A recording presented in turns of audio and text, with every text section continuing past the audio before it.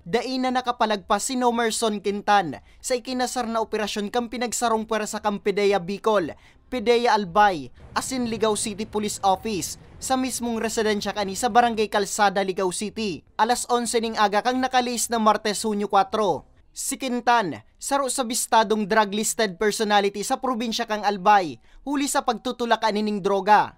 Nakumpiskar sa posisyon kan sospek ang 17 pidaso ning saradit na plastic sachet, laug ang illegal na droga.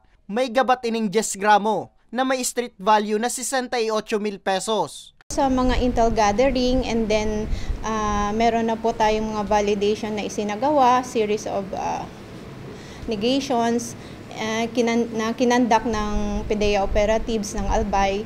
So, at kasama nga po siya listed as provincial target. Kaya po naisagawa po itong ating bypass, search warrant po pala.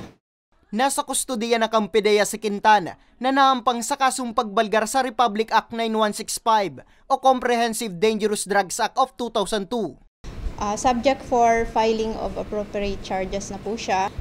Nanawagan kami na sana mag-stop na sila sa kanilang masamang gawain kasi naandyan naman po yung mga programa ng PDEA na pwede nilang puntahan o mag-undergo sila para po doon sa ating mga drug offenders. Open po yung ating mga established balay silangan.